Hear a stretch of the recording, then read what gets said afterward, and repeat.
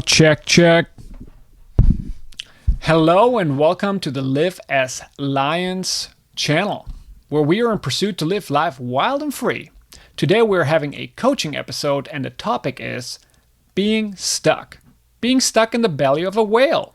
So what we are trying to do is that we always have one episode where we share a story, or we might have guests, or we might have an interview, and it is being followed by an episode where I as a coach look at this story and I just try to dig out some good juicy nuggets and resources for life that equip us to live life more wild and free, to gain awareness and to gain more insight what's going on, what we have learned, what we can learn from other people's stories in order to be aware and therefore ready for the challenges and the mess that life is throwing at us.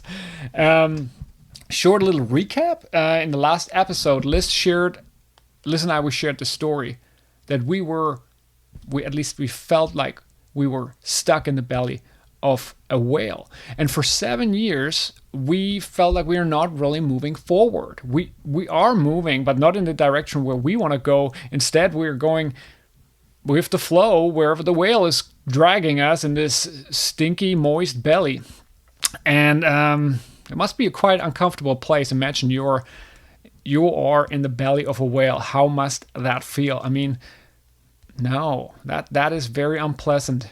And we felt like that. We felt whatever we invested in time, in effort, in resources, in money, in energy, whatever we invested into this project, it didn't work out. There was no payback. There was nothing coming back from it. And at the end of the day, it exhausted us in being in this pursuit of this goal that we tried to establish for 7 years. And you might say, now, goodness gracious, guys, 7 years, why didn't you just do something? And that is the point, or that might be the point.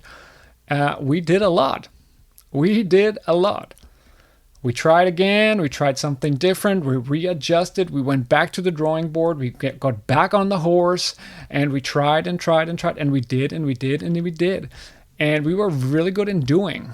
And that actually might have been the issue. To always keep going, to try so hard to not lose momentum and to not lose sight of the goal and to jump back into the ring and continue battling and struggling and fighting. And instead, it might have been good to take a step back, look at what's going on, reassess, strategize, maybe scratch some things, delete some things, admit some things, failure, what is not working, what is maybe not on the table anymore, and to start again with a solid foundation, but instead we were really good at just doing. And so looking at this story, one thing stood out to me that I would like to talk about today, and it's called the drivers. And I'm not talking about an Uber driver. I know we're living in a time where everybody can have his or her personal driver, and that is very nice, but that's not the kind of driver that I am talking about. I'm talking about drivers that are coming from a field called the transactional analysis, and it's a theory of personality. And it's a systematic approach for growth and personal development. We all have drivers. You have drivers. I have drivers. However, we might not be aware of them. And that's where it gets interesting. Picture an iceberg. 20% of the iceberg are above sea level. You can see that part of the iceberg. However, the majority of the iceberg is underneath the water surface. 80% of the iceberg are under the water. I guess that's why the Titanic sank, because they didn't see that ginormous piece of ice underneath the water and crashed against it. And it's the same way with your mind. 20% are conscious. 80% are subconscious. So you have access over 20% of your mind, and you can control your thinking, doing, and feeling in those 20%. 80% are just happening without you or me or anyone noticing it. It's just on autopilot. It's happening, but it is not intentional. There is no direct access to the subconsciousness.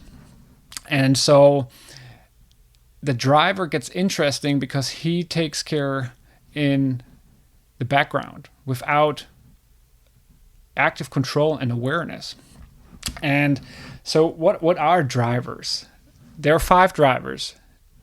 Try hard, be strong, be perfect, hurry up, and please everybody. And so what happened in your childhood was that you coped in order to cope with life, you adjusted certain strategies. And these strategies have proven as successful in order to get through life. Now, being older, you automatically go to these strategies, if you're aware of it or not, in order to cope with life. So when there is stress, when there are challenges, when life gets messy, you go back to the known paths in order to overcome and prevail. And that can get very difficult if it just happens without you being aware of it or having any control over it. So rather you steering, the driver is steering the course of your life and where you're going. And to give you a better understanding, here's a little story of little Timmy. So little Timmy has a vast imagination.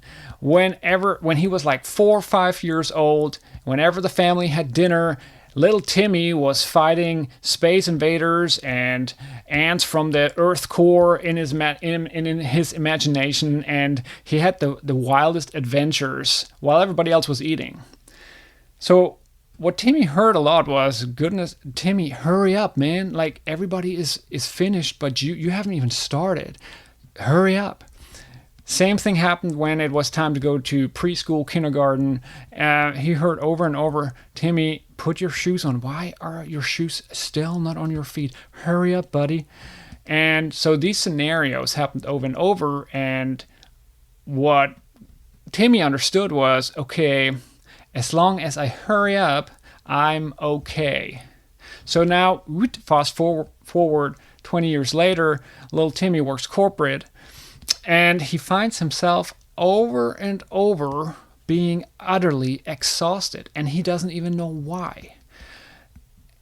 Asking around, it becomes clear to him that he is a stressor in terms of everything has to be done fast. He needs to hurry up. It needs to happen quickly. He makes a lot of mistakes in the meantime because he's just doing everything fast and quick, but doesn't take the time to really build a good strategy or to take the time to do it well. And what's happening is there's stress, and little Timmy, or in this case Timmy, grown-up Timmy, goes to his coping mechanism, which is, okay, I'll be okay as long as I hurry up. And that just happens. That doesn't be like, oh, I'm stressed. I have this task at hand. I need to hurry up and everything will be okay. No, it just happens. Stress, trigger, brute, stressing, hurry up. That happens subconsciously. So it is very important to mention every driver has positive and negative resources. There are seasons in life where it is very vital to hurry up and where it is good that you have the ability to press through and hurry up, and be fast with something. There are times in life where it is beneficial to try hard, to be strong, to be perfect, and to please everybody. But the power lies within the ability to control it and to intentionally make use of these positive aspects. And the it's a trap is in the area that it just takes over and controls you, drives you. So when it comes to the different drivers and the story, there was definitely the driver of be strong. Don't take the time and mourn. Don't take the time to dive too deep into your emotions. Just be strong. Carry on. Keep fighting. Get back on the horse. Be strong. Come on. Also, I can see the driver of try hard. If you want to be something in life, if you want to achieve something in life, well, you got to try hard. Also, maybe the message from my childhood, hey, you got to finish what you start. You got to try hard. Don't just drop the ball. You got to finish what you start. But when does finishing what you start become toxic?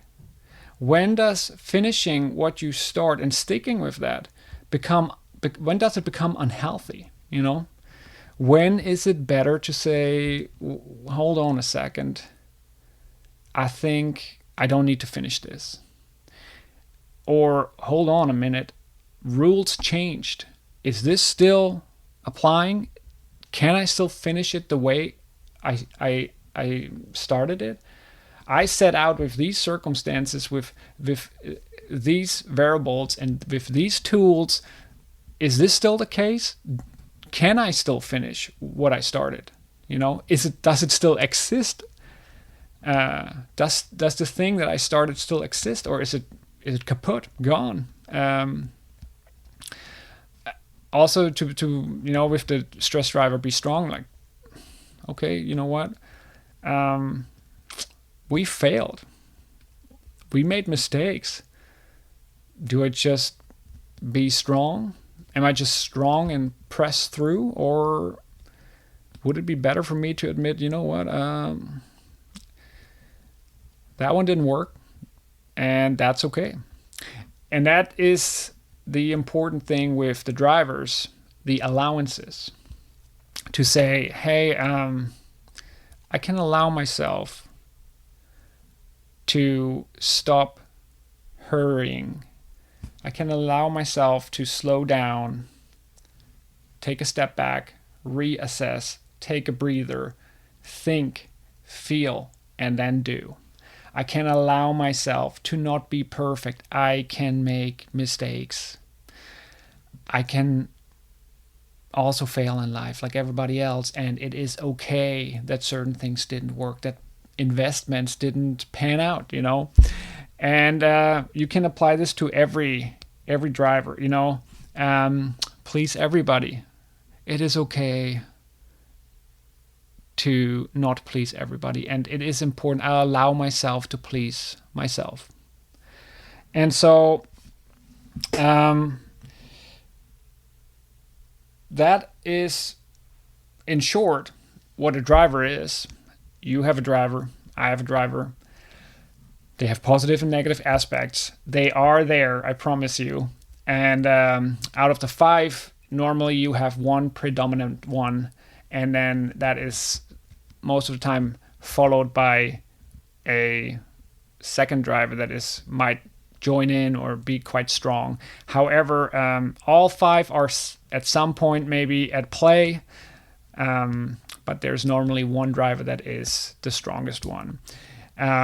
More information about this on our website, liveaslines.com/coaching, and you can also get there a free ebook, which is a driver assessment for your stress triggers and your stress drivers, but also how to cope with them. And just having the awareness of drivers, of what is happening right now. Why am I always having these patterns? Why do I end up in the same situations? why can I not help myself and always end up in the same situation where I don't feel good, I don't do good, and I don't have good thoughts or positive thoughts, And just the awareness what's going on will help you and equip you with valuable tools to live your life more wild and free. So don't hesitate. Get that ebook. That's what it's for, in order to equip you and in order to help you on your journey. And if you have more questions, or if this is like a brick or a step on the path, feel free to reach out to me. I'm here. I'm Coach Mansion, Coach Uli, and that's what I do. So that's it for today. Thanks for tuning in, and I see you out there living wild and free. Bye-bye.